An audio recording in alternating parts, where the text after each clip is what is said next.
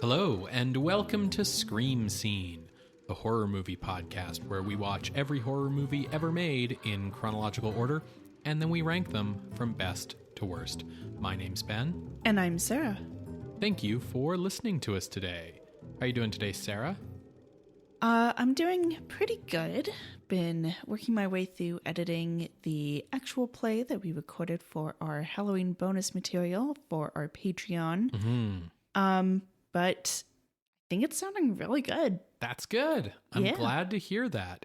It's a lot of editing. I think the raw recording time is 9 hours or something like that. We recorded for 9 hours. That is correct. Yeah, so it's going to be obviously shorter than that once it's edited, but it's still going to be like a big thing that'll drop on our Patreon. So, you know, if you want to get in on listening to this actual play of the Dread RPG, you want to head on over to our Patreon at patreon.com/screamscenepodcast and get a listen on this really cool thing we did.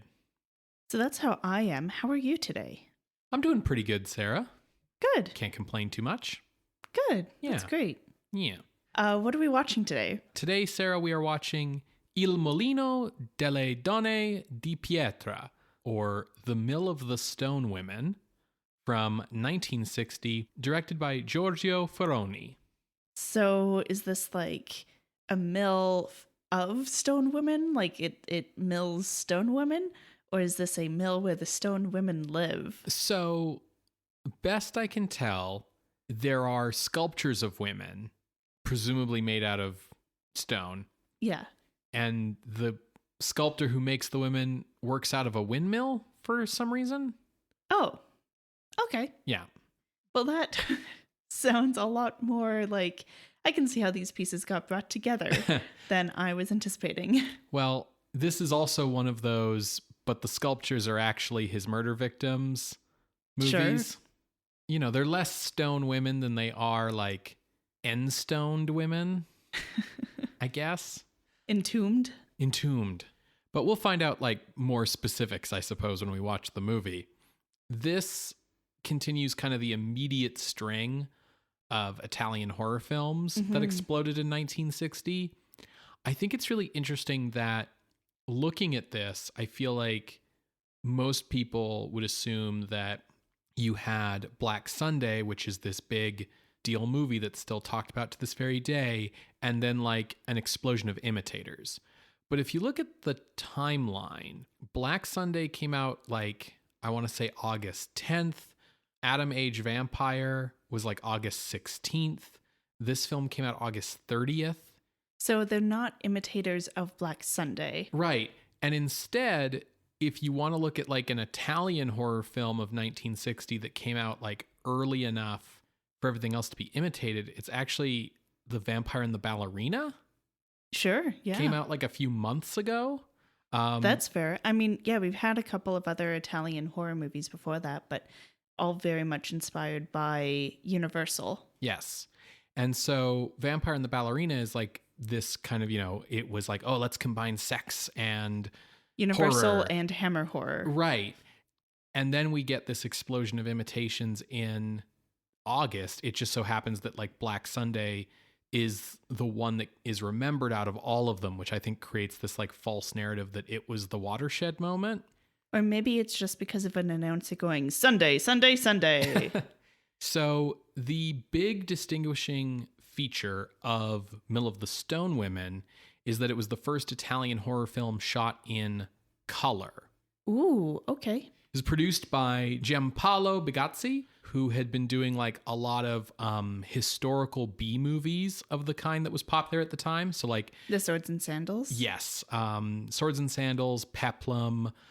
These are both names for this kind of like Rome, Greece, historical action adventure fantasy kind of genre that was really popular at the time, that could kind of range from like being more historical in basis and being like, this is the story of like Caesar fighting the Gauls or something, to like very fantastical on another end in being like, this is Hercules fighting the Hydra or whatever, right? But it was all swords and sandals.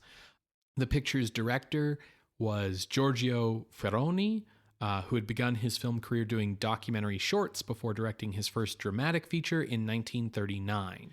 Now, Mill of the Stone Women would not be his last horror film, but he would spend the majority of the 1960s doing swords and sandals in the first half of the 60s, and then spaghetti westerns in the back half, which is basically just means westerns, because spaghetti western was a reference to like the Italian western films that were made during this time that are like set in the United States and are westerns, but were made in Italy, which is a genre that was basically single-handedly created by Sergio Leone, right? But there was also this explosion of imitators. That's kind of the way the Italian film industry worked. You had like some top tier directors in each genre doing really like good, innovative work. And then for each one of those movies, you would get like 30 really cheap cash grab imitators. Just to clarify, I don't think that's unique to Italian. No. Because you said like that's like what we're seeing here. And we've been seeing that in the US. We've been seeing it in the UK. Like it's particular to commercial film industry. Very true. I think what makes it notable in Italy is that in Italy, you still had a film industry at this time that could pump stuff out so quickly that it really felt like an avalanche of product. And that era is sort of ending in the United States right now. Because it requires a studio system? Yeah. Okay. And in the US, that kind of quick pump it out stuff is turning to TV. Right, exactly. Yeah, okay. The film's screenplay is the result of 4 writers, one of them being the director, though at least this time the editor isn't credited as a writer. The film's opening credits claim that the story is based on a short story by Pieter van Wegen in his book Flemish Tales. I didn't have any research. Should I have been looking this guy up? Yeah, so the thing is this claim to literary legitimacy is in fact bogus, as there is no such book and there is no such writer. Okay. Instead, the story's inspiration actually comes from basically a number of horror movies stretching back at least as far as Mystery of the Wax Museum. That's like 30 years. Well, yeah, like how often have we been seeing this idea of like the artist who kills people and hides the corpses in their sculpture, or that's the reason why their sculptures are so realistic or whatever. Like, you know, obviously the big ones are kind of like Mystery of the Wax Museum, House of Wax, and Bucket of Blood. But like we've seen a ton of movies. Yeah, it's a frequent well. Mm-hmm. Which is really strange to me, considering that I don't think it's a thing that would ever actually work in real life. Like it's a very outlandish premise. I think for it to work, you would need to embalm the bodies first. But I don't know enough about decomposition to be able to say anything. If you, listener, know enough about either art or decomposition, get at us at screamscenepodcast@gmail.com. So the picture stars Pierre Brice, a French actor born in 1929. He plays kind of our heroic romantic lead. At this point in time, Brice was not a very well-known actor. His most famous role is ahead of him, but from 1962 to 1968, he starred in 11 films as fictional Apache chief Winnetou in films based on the novels of German author Karl May. Okay. So in Germany, Karl May was this author who wrote like a bunch of different novels set in like the American frontier. One of the main characters is Winnetou, to the point where like sometimes the novels get referred to as the Winnetou series, but there's also this like frontier trapper named Old Shatterhand and like a bunch of other characters who like reappear and reoccur throughout the stories. And these were like super popular novels. They, I don't remember exactly when they were written, but I do know that they started doing film adaptations of them as early as the 1920s. So you heard it here first, folks. Hopefully not first. If that can get written and published. A German writing about the American frontier, making up native characters. Don't let your fears about your writing hold you back. Right. Right. Anyone who told you write what you know, no, write what you want to write. Yeah. Do the research. Right. But, don't hold yourself back. These novels were really popular because they spoke to kind of like a European or German fantasy of the frontier and like getting back to nature. They even weren't banned during like Nazi Germany because they reflected this kind of like, Heimat escapism to nature kind of idealism. So yeah, these were very popular. So Pierre Brice played Winnetow in this new version of the films, adapting the novels that were done in the 60s. Those versions of Winnetow were so popular that he reprised the character on stage from 1977 to 1991, because it's this whole thing in Germany where, like, in the spirit of like nature and getting into the outdoors, a really popular thing in the summer is to do these Karl May festivals where they do open air play versions of the novels. So like Shakespeare in the Park. Right. And he did those for like 20 years. He also reprised Winnetow in a TV series in 1979 and a 2-part miniseries in 1997. Okay. His popularity playing this character has even been cited as a factor in post-war French-German reconciliation because like the character is so popular with German audiences, and this was like a French actor playing the character, so it was like, oh, maybe the French are cool after all. Oh my goodness. Okay. But yeah, all of this is in this actor's future at this point. Our female lead is Scilla Gabel, who was born Gianfranca Gabelli in 1938. And she actually got her start in the film industry as Sophia Loren's body double. Oh. Before kind of like graduating into roles of her own. Good for her. Yeah. So beginning in 1957, she started playing a lot of lead female parts, but they were mostly in genre films like this. A lot of Swords and Sandals, a lot of historical drama. She never quite busted out of that B-movie level. And so in the late 60s, she actually switched to focusing on acting on stage. And it was there that she started to actually get much more critical appreciation. Our film's villain is played by Wolfgang Preiss, a German actor born in 1910 who got his start acting at UFA during the war, where he was like exempt from military service because he was like acting for like the state-run film industry at the time. Okay. So got his start in the 1940s. His most like significant role after the war didn't come until 1955, when he appeared in the West German picture The Plot to Assassinate Hitler, where he plays the role of Klaus von Stauffenberg, the, famous historical figure who tried to assassinate Hitler and failed. With the briefcase, right? Yeah.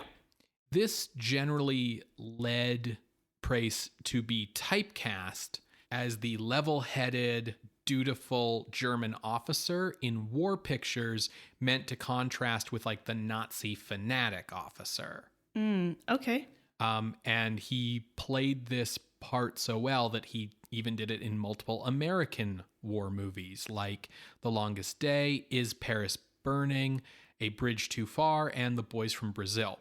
However, his best known role in his native country was actually playing Dr. Mabuse, where he took over the role in Fritz Lang's 1960 sequel, The Thousand Eyes of Dr. Mabuse, which like Fritz Lang had made a Dr. Mabuse film in the 20s, and then he had done a sequel in the 30s.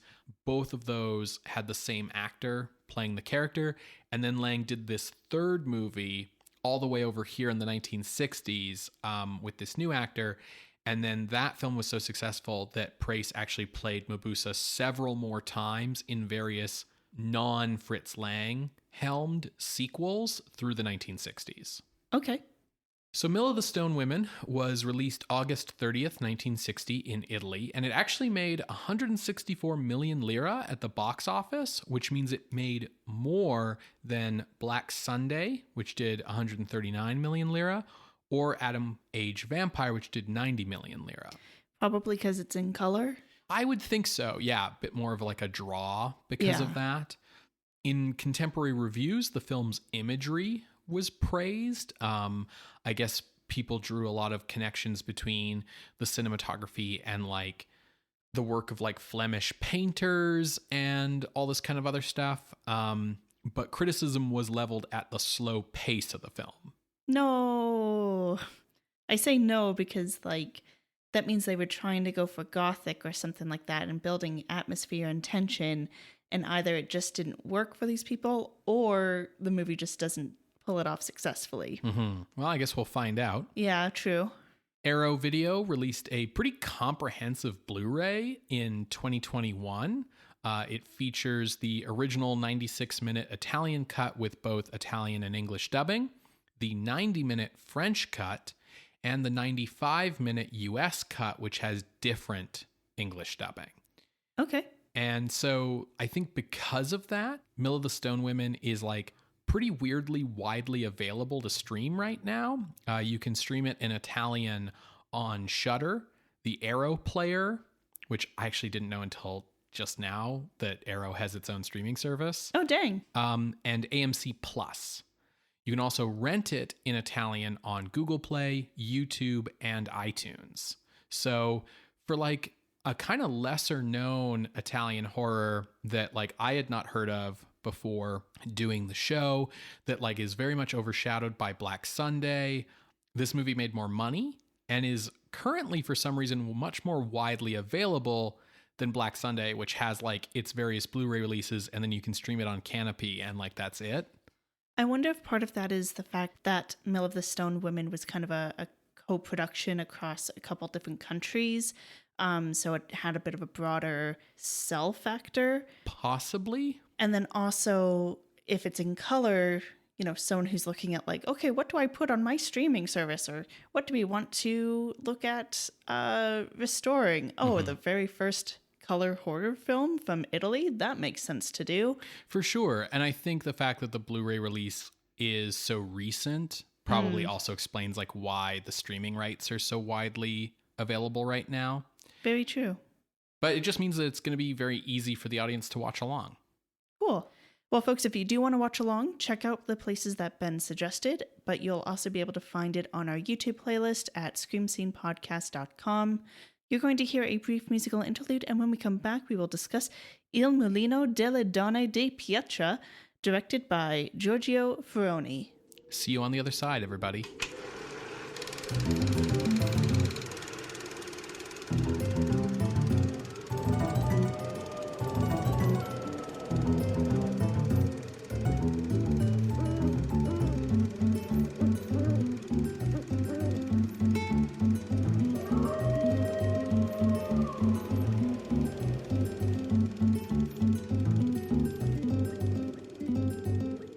Welcome back to Scream Scene. We just finished watching Il Mulino delle Donne di Pietra, also known as Mill of the Stone Women, directed by Giorgio Ferroni from 1960. Ben, what did you think of this? So this was actually dope as hell. I really enjoyed this, yeah. Don't sleep on this movie. It is really good. I think ranking will be interesting because that's always when we compare the movie to other movies, and I think there's a lot of different movies to compare this to. But the long and short of it is colorful Gothic. I think it succeeds in some things and fumbles in others, but I think that it's overall a very good watch, and as Ben said, don't sleep on it. Yeah. Really good movie. Yeah. Let me run through the synopsis and then we can start talking about it. Yeah, absolutely. So I can tell that you're itching. When we open, we see a man by the name of Hans van Arnhem, who is traveling to Wies, Holland, and this is because he is riding on the local mill there where an artist named Professor Gregorius Wall lives and works.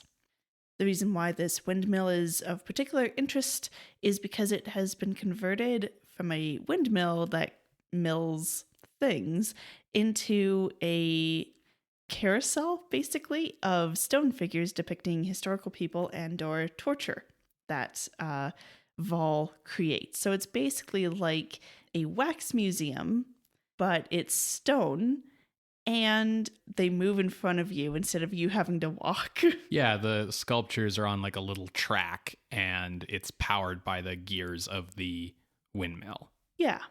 So on particularly windy days, sometimes the brakes fail and it starts up randomly, much to the annoyance of the local maintenance guy, Conrad. This town is near Hans's hometown, and it also happens to be where his girlfriend Lottie and his friend Rob are studying art under Professor Wall. Rob is in love with the model that often poses for them. Her name is Anna Laurie, but her time as a model here is ending because she has been invited to Paris. More on her later. Now, Hans is given a very tight deadline by Wall, who really didn't want him here in the first place, because he doesn't really want Hans here, and so kind of secludes him into the windmill. Specifically because, as we learn later, Wall has a daughter who's kept hidden away. This daughter, her name is Elfie, and she has an attendant, this older woman named Selma, and a medical doctor, Dr. Bohme. Now, Elfie sneaks out to meet Hans. If you ever wanted to see someone literally enter boobily into a room, that's Elfie. And so she throws herself at Hans. He goes with it, and they fuck. But he has a lot of guilt about it because he has been with Lottie for years. They are childhood sweethearts. He goes to Lottie and avoids like coming clean, but does ask for forgiveness and says that, like, you know, it wasn't until now that I realized that, no, I actually really love you. Let's get married. Yeah, it's like he's asking for like a blanket pardon before like getting married, essentially. And Lottie goes for it. Like, Lottie, my girl, my girl. And he plans to tell Elfie that we've made a very big mistake. Now, before Hans can actually go talk to Elfie, Professor Wall brings Hans over and he's like, hey, since you've been working here, I feel like I should tell you I have this secluded secret daughter named Elfie. I seclude her because she's very ill. Any kind of excitement can kill her. It's kind of how her mom died, though her mom died in childbirth. Well, you know, that's exciting. Yeah, it was a particular kind of excitement. Any kind of extreme emotion can threaten her life. So that's why I keep her secluded away. And so I'm asking you to leave her alone. Don't talk to her. If you see her, just kind of leave her be. And yeah, Hans, don't tell her anything upsetting. Yeah, and Hans is like, uh-oh. She's been experiencing many emotions thanks to me. So Hans goes to meet Elfie and he tells her, you know, it's all over. This was a mistake. And her rage literally kills her. Thinking that she's just fainted, though, Hans carries her to her room and then realizes, nope, she's dead, mainly because he starts to see these bruises that almost look like a kind of decomposition or something on her. And he leaves, but is overcome with grief and guilt. So he spends like the night walking around and then he returns. But when he returns in the morning, he's like convinced that they've found her dead in her room. And yet when he enters his room, he sees a sign that Elfie has been here with a signature rose on his desk. He goes to her room. She's not there. And he's like, what is going on? He runs into Dr. Bohme, who's like, hey, you look unwell. Let me give you some tranquilizers to calm you down. The next sequence is clearly a dream sequence, but the movie likes to play with whether it's real or not, and that's kind of the point, as I'll get to later. But in this dream sequence, Hans sees himself coming clean to Professor Wall about, like, I've killed your daughter, I fucked your daughter. I did all these things. Seeing her corpse in the tomb and then being like, no, wait, she is alive. Wait, is she dead? And he also sees a woman who the audience would recognize as Anna Laurie. But he's never seen her. So he's like, who's this redheaded woman? Wait, who's this? Who's that?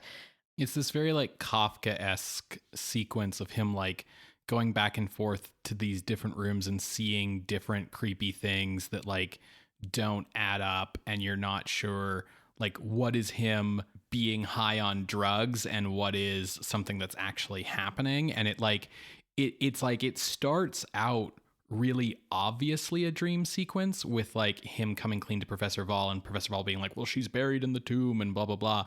But then like he wakes up and Dr. Bohme is there and Bohlem's like, hey man, what's wrong? And it's super weird. And so from that point on, you think he might be awake, but then all the things he's seeing are still really weird. And you're like, is he hallucinating on the drugs? What's going on? It's this very like, yeah, kind of like unclear where the lines of reality are sequence that gets very involved. Mm-hmm. As it seems to kind of come to a close, like that sequence, Hans runs to Professor Vol's house and sees that Elfie is indeed alive and standing right there. So he basically gets told, you need to rest and you need to not come here ever again because I don't need Elfie getting upset because her illness is real. And clearly this place is having some kind of bad effect on your mental health. Like you're going crazy. You need to go away. When Vol and Bohme are alone, we learn a little bit more, namely that Bohme drugged Hans so that he wouldn't know that Elfie was indeed dead and wouldn't know what was real and what was not. Yeah, they gaslit the fuck out of him. And notably, we learn that Elfie returns to life through full blood transfusions. Basically, she dies, they take out the bad blood, they pump her full of another lady's blood, and then she lives again. And in this case, the woman that Hans saw tied up was indeed Anna Laurie, who gets killed by a full blood transfusion. To hide the fact that they are killing people, Vol then takes the corpses and through some chemical stuff turns them to stone. He basically like enhances the rigor mortis while he poses them. Yeah, he then petrifies them. Yeah, and then he's able to kind of use a mix of like the chemicals and some wax and stuff to turn them into stone women in the exhibit. This has been going on for like the last 3 years. This whole process of like Elfie dies, they find someone, they do the blood transfusion. But Bohme has been trying to find a cure. And as luck would have it, it turns out that Lottie is a blood match. Using Bohme's magic serum, sorry, I should be clear, it's a scientific serum, Elfie can be cured of this strange illness. So Hans recovers off screen, he comes back, he's better. Lottie and Rob are all happy together, and then Lottie gets kidnapped. So Hans and Rob head to the mill because they go like, oh, maybe these weren't hallucinations. How would you know who Anna Laurie is without ever having seen her? And they confirm that, yes, Anna Laurie is the latest victim. Meanwhile, Bohme says that his cure comes with a price. Elfie has to marry him. Throughout the whole movie, it's been clear that Bohme is obsessed with Elfie and Elfie does not want anything to do with him. So Vol says, no way, and kills Bohme and begins the procedure to take out the bad blood and pump Lottie's blood in. But only then does he realize that Bohme fell on the serum and Elfie's dead. There's no bringing her back. He takes his daughter in his arms and sets the place aflame. This is like the mill, because we're in the basement of the mill. And he's like inconsolable as he's dragging this dead body around.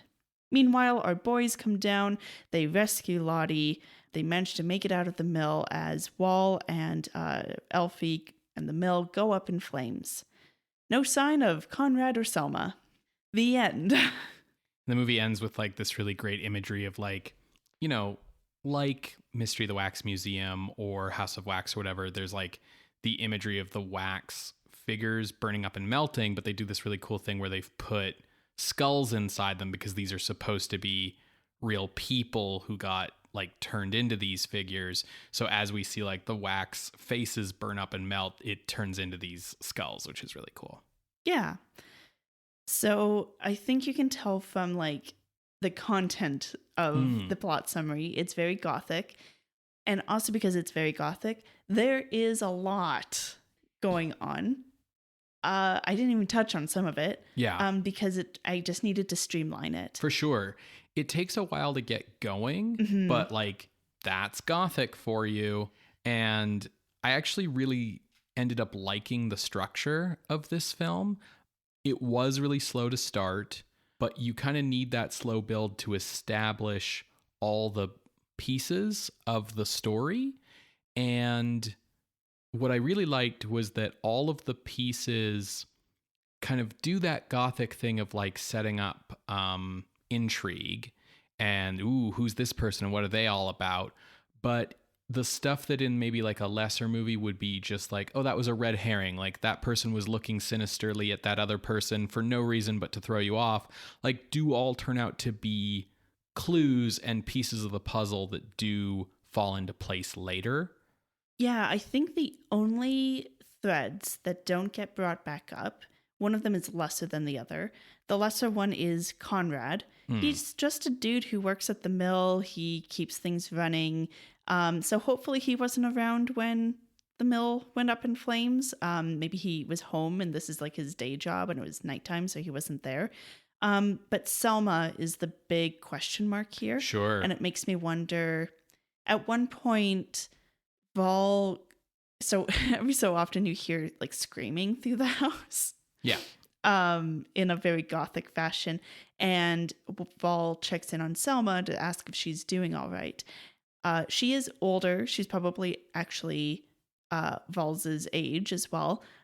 So I wonder if something got cut either through the script or the footage itself where Selma is giving blood transfusions to help whenever there is a bit of a minor attack of Elfie's symptoms, but the movie doesn't do anything like that, and Selma just kind of disappears. Yeah, she's just kind of played off as like a red herring because she's the typical like kind of creepy older housekeeper lady. Yeah. But yeah, so we have this like first act that's very slow build, establishing everything, establishing the structure and all these pieces. And then we get the descent into madness of this like extended Kafka-esque what is reality dream drug trip sequence. Which I think is the highlight of the movie. Oh, absolutely. Absolutely the highlight of the movie. It was so good, so well done. And then after that, I really liked that we kind of got the explanation right away. Yeah. And then moved into like a high energy action climax with then this like perfect Gothic horror tragic ending of like this dad holding his dead daughter as he curses out the like wax statues as they burn around him or whatever, like this very over the top melodramatic ending. It's like very well done. And I'm super impressed that like the story is as convoluted as it is and yet comes together as well as it does with these different influences coming from like whether it's Gothic horror or like influences from, you know, like the different Wax Museum movies we've seen, or like I felt a lot of Edgar Allan Poe kind of influences here with the like attempts to drive people crazy, but it all comes together really coherently in a way that was surprising for a movie that has like 4 or 5 people listed as the screenwriters. Yeah, I think it is very interesting and very cool that this movie effectively tells an original Gothic story, which makes me go like, is the reason why they brought up like, oh, this is based off of a novel by this guy as a way to establish audience expectations rather than a claim to legitimacy? Because the problem with Gothic is if you don't know you're going into it, you have people sometimes struggling to care because of that slow buildup. There's genre conventions in Gothic that make a Gothic story easier if you already know what those conventions are, because then you understand when something that's like a weird coincidence, like, hey, Hans has come in from out of town to like interview this dude for like a piece for like the newspaper he works for or whatever. And it just so happens that this dude is the art professor of his childhood sweetheart because their hometown is like a weekend drive away. Like, Yeah. those kind of wild coincidences are just part of the story in like a Gothic story, right? And if you don't know that you're signing up for a Gothic story, a lot of those types of coincidences get hand waved away in bad B movies. Because it's like a writer being sloppy or trying to get this draft off before working on their next several projects. So I think that this movie does really well. And I think that it really tries to set those expectations in the opening, with like the way that the credits are, the way we slowly move into the windmill. I will say the poster has nothing to do with this movie, and I have problems with the poster, but that's fine, because if you're trying to set these expectations, you know. What does the poster look like? It has Elfie in red in the center. It looks like a decapitated man's head who is maybe also a vampire. It has elements that are like, this is just generic horror. Right. Not what this movie is actually about. This is really interesting to me. And I don't know if this is just because of what was filmed on a set versus on location. But when we are heading up to the windmill, and we are literally heading up there because there is a model version of the windmill, everything is filmed very realistic because it has like the blue light of like either early evening or early morning. It'd be early morning with all that fog. That's fair. I mean, I don't know what Holland's like. And yet when we enter the house or the windmill, it's colors galore and it feels very artificial, but yet we still like will sometimes cut outside. I found it a little jarring when we would cut outside because it would suddenly be so normal. And I don't think it's a critique so much as I was like curious what you thought, if there was something in its visuals that it was trying to tell. So I loved the cinematography in this movie. The location cinematography in the Netherlands is really beautiful. The fact that they like found this windmill as a real location so that they could go to it and have it be real, and the fog all around and the ferry on the river that they found is like really good. And they get this really great location cinematography. And then, we move in to the windmill. And when we're in these interiors, you know, there's shadows with the lighting, but also like colored edge lighting, like greens and reds coming from off camera in a totally like symbolic kind of way. The camera movement is also like totally on point. I really love the way that the camera pushes in on things slowly or moves slowly. And we have some like Dutch angles from time to time. I mean, they're all Dutch, Ben. We're set in Holland. That's fair. That's really fair. It's wild to me that no one on the crew is a horror veteran, that these are all like swords and sandals people, because the movie is honestly made with such a confident eye towards what's unnerving. It's like the cinematic equivalent of like a well-told ghost story. Yeah. As to this like reality, unreality break in the style that you're identifying. So we've talked a lot about how on a narrative level, this is Gothic. On a cinematic genre level, this is Expressionism. Yeah. This is Expressionist as hell. This could have starred Conrad Veidt and Werner Krauss in the top roles. Yeah, to that point, Bohme looks sometimes like Bela Lugosi. Oh, absolutely. And Val sometimes looks like a very old Paul Wegener. Sure. I was thinking Werner Krauss, but he's got that like big eyebrows thing, right? And speaking of that, like the plot is not actually what I was expecting at all. Like you talked about how this is telling an original story, and that's so true because we've seen so many of these movies that are like the artist murderer who turns his victims into the sculptures in so many different films. And this is completely different. This is like a completely different take on that. It is not the same story as all those other versions. Because like it's just a way to get rid of the corpses and to hide what they're doing. The motivation is his daughter, which we've seen a little bit of some stuff like that. What was it called? The Disappearing Corpses or something like that, where like Bela Lugosi has his wife who wants to be the corpse beautiful. vanishes. Yeah. But it hasn't been as sympathetic as this. This felt almost akin to like a Mr. Freeze. Yeah, very much so. And also just like the uniqueness of so we actually haven't mentioned this, but to be clear, this movie's set like turn of the century Victorian times. Yeah, good job. Thank you.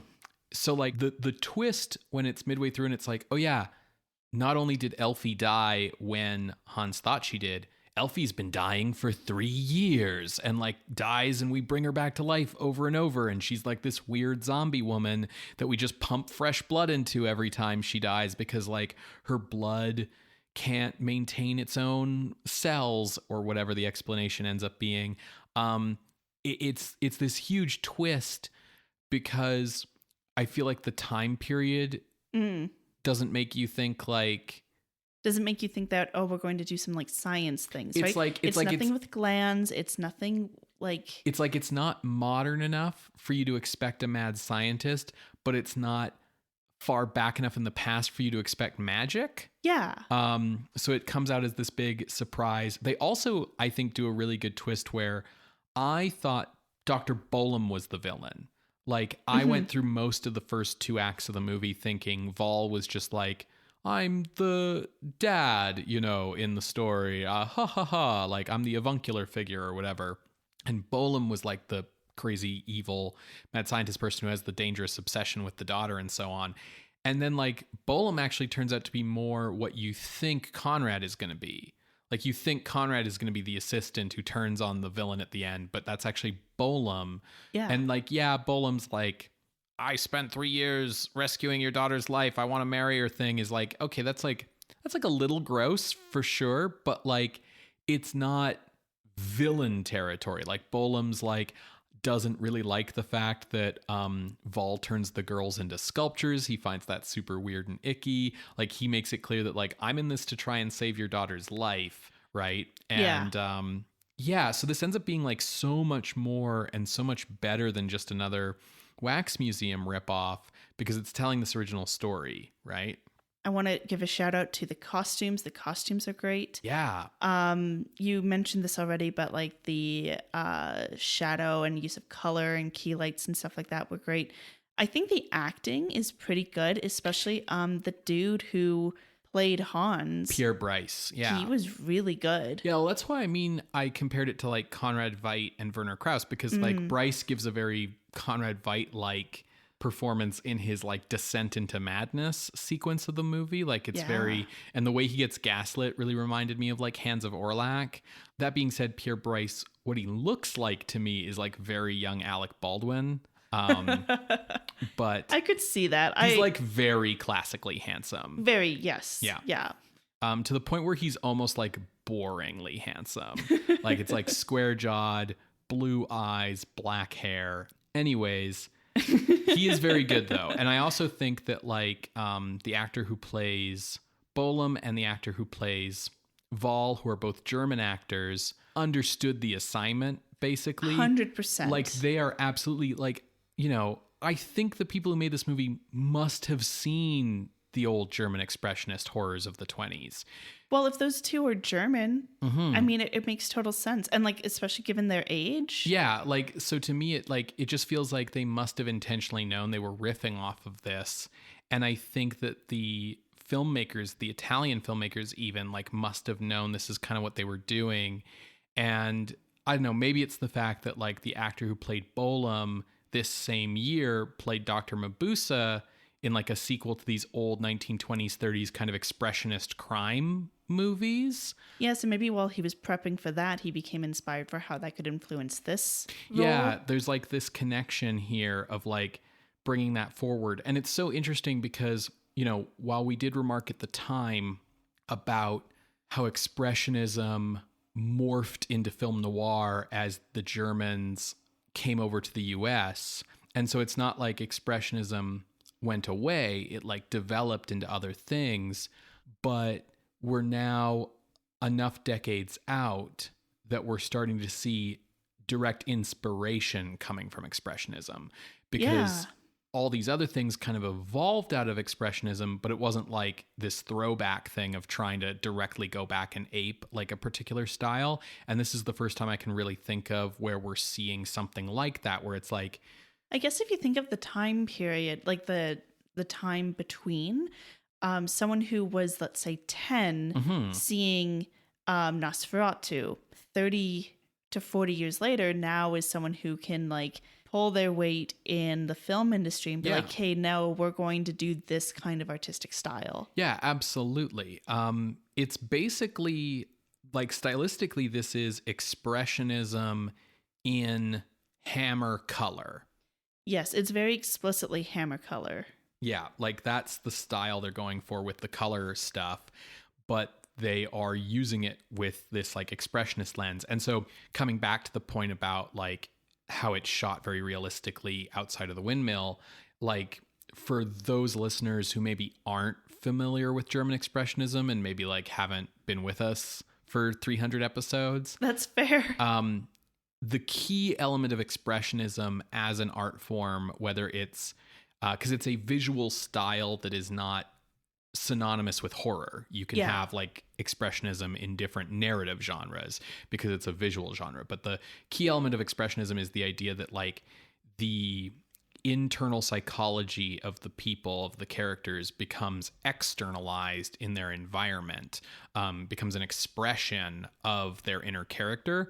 And so the windmill is depicted as this kind of maze-like, labyrinthine, unreal place because it's where all of this crazy stuff is happening, basically.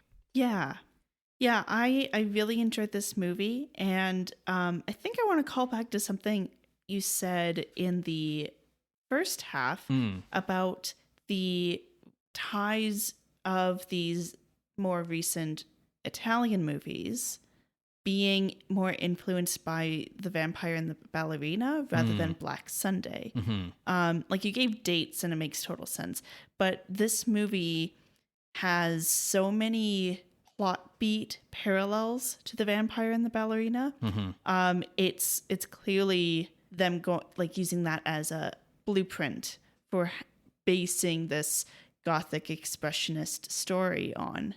And while you can also see like the very clear influence of the Hammer horror films, and even stuff going back to like Vampire, I felt had some influence on this as well. Yes. Or like Fairman Maria or things like that.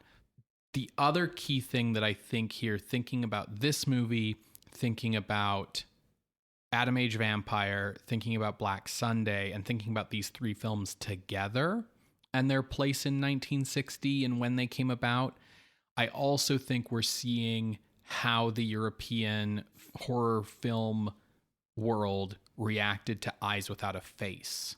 Yes, because I think that's where you see a bit of that daughter relationship in here. And like the whole thing of like, I have this daughter who has some horrible secret and I need to like keep her going. And the way I keep her going is by killing these other people and that kind of Gothic thing. The daughter being in on it too.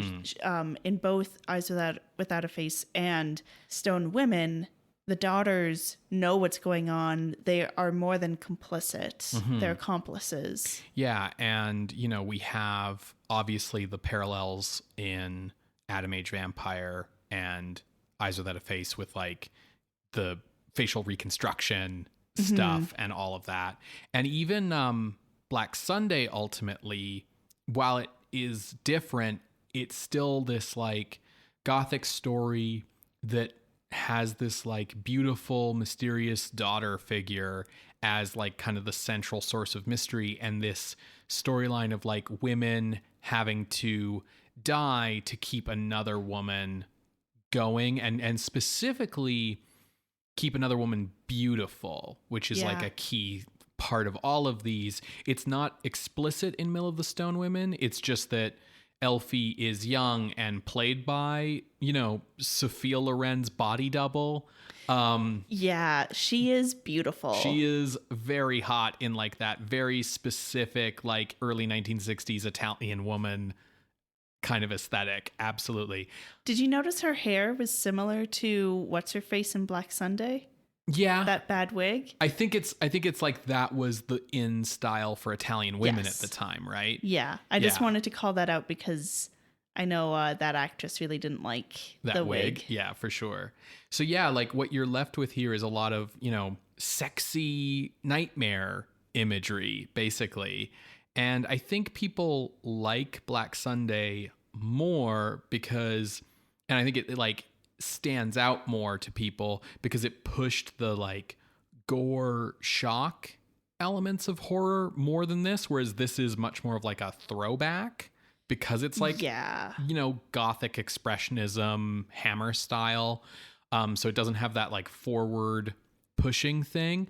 But I think in some ways, like on a narrative craft level, this might be better than Black Sunday. Is this the transition into ranking? Perhaps. Do we want to do that? If you're ready, if there's nothing else you wanted to hit on. Well, I think this is a good point for me to hit on what I would want to speak to as we move into ranking. I really enjoyed this movie, but I do see why people had problems with the pacing because it does take, like, Act 1 takes its time. Mm-hmm. And I understand why. I think they could have made it just a hint tighter, but especially for someone who's not going in with the expectation of something Gothic and expressionist, people are going to be like, I don't know what's happening. Why do I care enough to give the benefit of a doubt? Sure. In Black Sunday, we talked about how it understands pacing. It understands the control of the camera for the cinematography and how that impacted the feeling of the pacing. Mm-hmm. How what was going on was clear despite the plot challenges that it had, and it had many. Yes. Stone Women does not feel like it had plot challenges, and yet it takes its time just a little bit too much. So for me, I see what you're saying about like pushing forward and stuff, but Black Sunday tells a more cohesive, controlled story.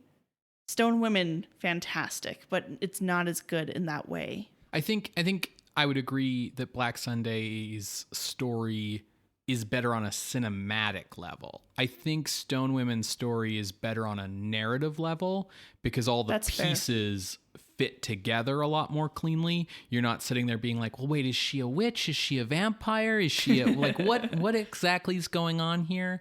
That's fair, because this really felt, I said this already, but it really felt like a Gothic story. It felt like an adaptation of a Gothic novella. Yeah. Or, yeah. Like this could have been like Northanger Abbey, like even the title, you know, like.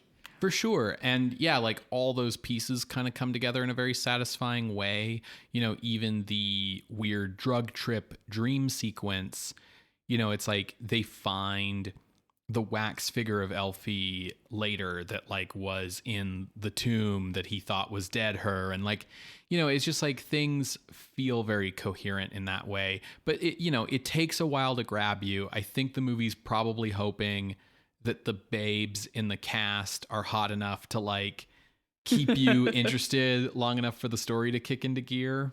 Like, that's fair. So speaking of Black Sunday, or as it might be more properly known, La Maschera del Demonio, or The Mask of Satan, we've got that ranked at number 20. And I ended up with like a super huge range looking at this movie because, like I said, I thought maybe this was better than La Maschera del Demonio. So I made that kind of my ceiling because I don't think it's a better horror movie than Isle of the Dead, which is at 19, which I think has like such a masterful control of atmosphere and tension. But, you know, I could still see someone saying that Black Sunday's better, like you did. So I was like, okay, well, what is this definitely better than, right? And I started to work down, you know, and we have stuff like La Diabolique at 24 that has a very similar, like, gaslighting plot line. We have stuff like, you know, the classic German Expressionism films like Cabinet of Dr. Caligari's at 42.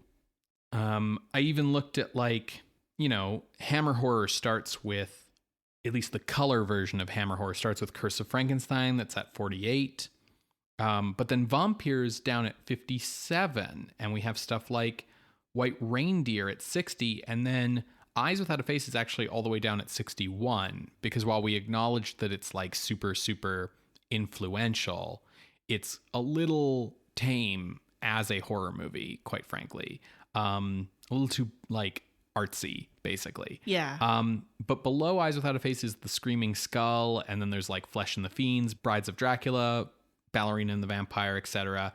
So I made 62, The Screaming Skull, my floor. I felt this is definitely better than Screaming Skull, but that leaves me with like a 42 film range from like 20 to 62. So that's like a huge swath. So can you help me, Sarah? Oh, no, I can't. I also was like, hey, Black Sunday, ceiling. And looking for my floor, I actually looked for where Vampire and the Ballerina, L'Amante del Vampiro, is, because, like I said, that movie becomes a bit of a blueprint for stone women, but it's definitely better. That is ranked at number 65. So I was like, well, it's gonna be in here. Where I tried to narrow things down, it's tough because this area, really, really good. Yeah. Really good movies. I wanted to call out Screaming Skull at 62 as a really good place marker, because that movie tries to be gothic and mysterious, but on a super low budget. And it does have a really awesome gimmick. I love that the skull actually comes at you and screams, but I do think Stone Women is better than Screaming Skull. Yeah. But below Screaming Skull are like The Brides of Dracula. Stone Women feels like such a better follow-up to the legacy of Hammer than Brides of Dracula. Oh, totally.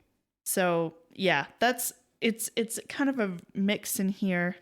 So I think, we have to then say, okay, like, is this better than Eyes Without a Face, which we've identified as being this like blueprint model for a lot of these other movies?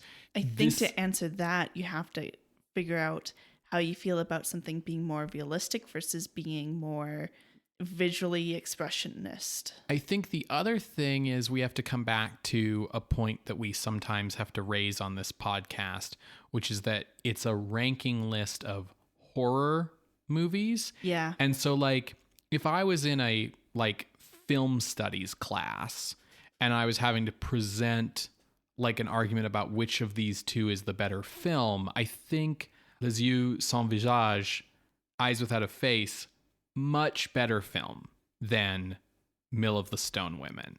Like Eyes Without a Face, you can put it in a museum somewhere and be proud of it. Beautiful film. As a horror picture, I think Mill of the Stone Women is much better, because Eyes Without a Face kind of leaves you being like, so wasn't that kind of creepy? Yeah. And the bit where her mask was off for a moment, like that was a little startling, huh?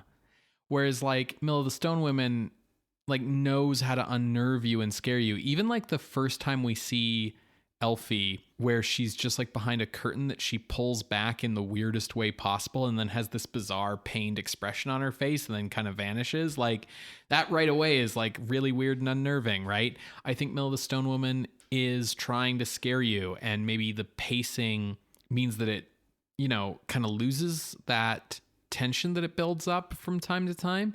But I think as a horror movie, it's better than Eyes Without a Face. But like as films, as cinema, Eyes Without a Face is superior for sure. But you get what I'm saying? Yes. Okay. How do you feel about comparing Stone Women to some of these original German Expressionist movies? Cabinet of Caligari is at 42 and Nosferatu is at 43. It's really difficult. I feel like this movie owes so much to Caligari, not just the sort of archetypes, like even the like main character and his best friend who have to solve the mystery thing feels like Caligari, right? and like the kidnapped girlfriend and stuff. But like, yeah, man, like Professor Vol and his eyebrows here just like feel like they walked right out of a German Expressionist film. And the whole like doubting reality thing and how much of the movie was real and how much was imagined. And, that's very Caligari. The movie owes so much to Caligari. Yeah. So the question becomes, is it doing that stuff better than Caligari did? I don't know about Caligari, but I know with Nosferatu kicks it out of the park. Stone Women is bringing that style into the color age and kicking ass while doing it. But it's like an update rather than a revolutionization. For sure, which is like kind of what I was trying to say about it versus Black Sunday, right? Yeah, so I think for me, I would have to put this below Nosferatu, so below 43. Okay, I really like A Page of Madness. I know you do, yeah. But I think Mill of the Stone Women is the better horror movie, because the thing about Page of Madness is you kind of need like a map to that movie. Like you need a guidebook, like whereas Mill of the Stone Women hits you much more on a visceral level. You can sit anyone down in front of Mill of the Stone Women, put on the English dubbed version. I'm sure it's fine. Like, and they'll watch it, right? Whereas like A Page of Madness needs like a page of notes to accompany it, right? Yeah. No, I'm happy with this. Okay, so entering the list at the new number 44 then is Il Mulino, Delle Donne di Pietra from 1960, directed by Giorgio Ferroni. If you would like to see this list, you can go to our website, screamscenepodcast.com. There you can find links to the other episodes that we have mentioned today, as well as our appeals box. If you would like to contest this or any other ranking, you can drop us a line through our Ask box on Tumblr, or you can reach out over email at screamscenepodcast@gmail.com. Scream Scene updates every Wednesday on Apple Podcasts, Google Podcasts, SoundCloud, and Spotify. You can subscribe to the show using our RSS feed, and you can help the show out by leaving us a rating or a review on the podcasting app that you listen to the show on. That helps push the show to new listeners. If you don't want to depend on the algorithm to push the show to new listeners, you can push it on people yourself by going to social media or talking to people, in meat space. Word of mouth is the best way for podcasts to grow their audience.